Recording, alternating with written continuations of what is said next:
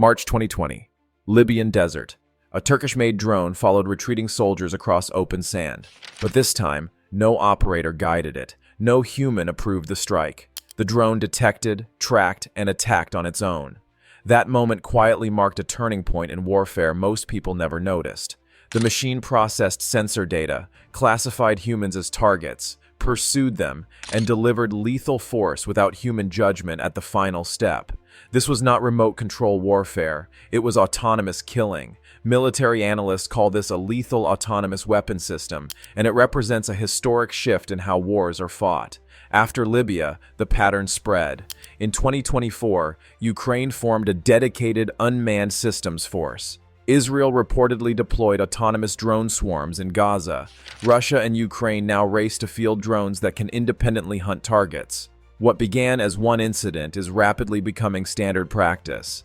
Here's where things get deeply troubling. When an autonomous weapon kills the wrong person, who do you hold accountable? The programmer who wrote the code, the commander who deployed it, the manufacturer who built it, or the politician who authorized its use? This creates what philosophers call a responsibility gap. Machines can't be held criminally responsible because they lack moral agency. They can't experience guilt or face punishment. But humans involved in creating and deploying these systems can claim they didn't directly make the killing decision. The algorithm did. International criminal law was built on holding natural persons accountable for their actions. You commit a war crime, you face justice. But with autonomous weapons, that chain breaks. Victims lose their right to justice. Families can't point to someone and say, "You murdered my son." The accountability just vanishes into layers of code, corporate structures, and military hierarchies. Currently, weapons manufacturers in countries like the United States are legally protected from battlefield accidents. If an autonomous weapon malfunctions and kills civilians, the company that built it faces no consequences. This creates perverse incentives where safety becomes secondary to capability. There's another nightmare brewing inside these systems. Machine learning algorithms have a serious problem with bias, especially involving race and gender. Research shows that facial recognition technology misidentifies darker-skinned females at rates of nearly 35%, while light-skinned males are misidentified less than 1% of the time. Now imagine those algorithms deciding who gets targeted in combat. Most autonomous weapons are developed in the United States, China, and European nations. They're trained on data sets that primarily feature people from those regions. When deployed in Africa, the Middle East, or Asia, these systems might fail to correctly identify who's a combatant and who's a civilian.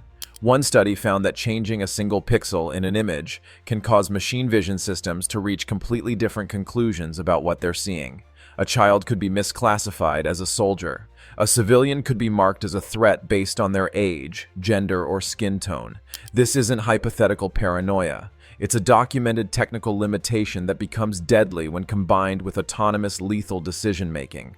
We could literally hardwire discrimination into weapon systems. Let me tell you about Iran Air Flight 655. July 3, 1988.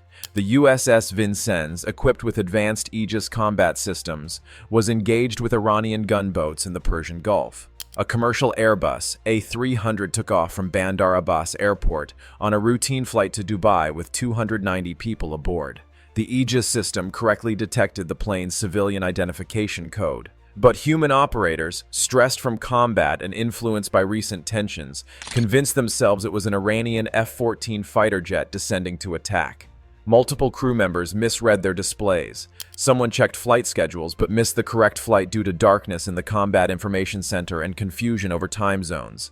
The captain received incorrect reports that the aircraft was descending when it was actually climbing.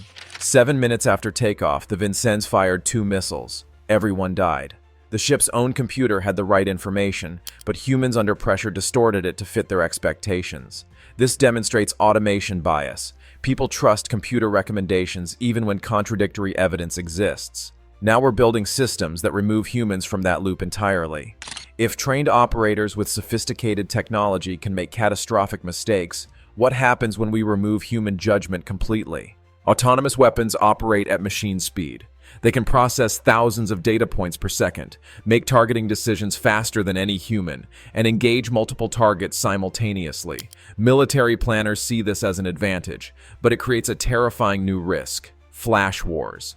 Remember the 2010 flash crash? Automated trading algorithms interacted in unexpected ways, and $1 trillion of stock value vanished in minutes. The market recovered. But imagine that happening with weapon systems. Recent war games conducted by Rand Corporation found that autonomous systems led to inadvertent escalation. When machines operate at superhuman speeds, there's no time for diplomatic de-escalation, no space for humans to step back and reconsider.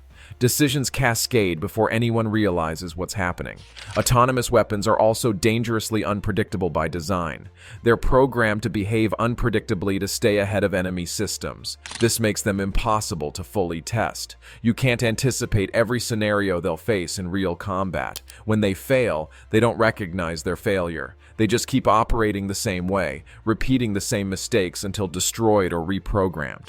This isn't just about technology or military strategy. It's about human dignity, about whether we as a species will accept machines making the ultimate decision about human life. Across 166 countries voted at the United Nations in December 2024 supporting action on autonomous weapons. The international community recognizes this threat. Religious leaders, including the Vatican, have called for bans. Over 165 humanitarian organizations are demanding legally binding treaties. Thousands of AI researchers refuse to develop weapons applications. But progress is blocked by a handful of powerful nations who see military advantage in these systems. The United States, Russia, China, Israel, and a few others oppose meaningful restrictions. They argue regulation would handicap their militaries, while adversaries develop unrestricted capabilities. Meanwhile, these weapons are becoming cheaper to produce. They don't require expensive materials or complex supply chains. Small drones with autonomous targeting can be mass-produced for relatively little cost. This means proliferation is inevitable. Terrorist organizations, rogue states, and non-state actors will acquire these technologies. Once that happens, there's no putting them back in the box. We stand at a crossroads. We can establish international treaties banning autonomous weapons now, or face a future where accountability disappears and war becomes governed by algorithms, not human conscience. Research the campaign to stop killer robots. Contact your government representatives. Demand they support international treaties requiring meaningful human control over lethal force. The future of warfare depends on choices we make today.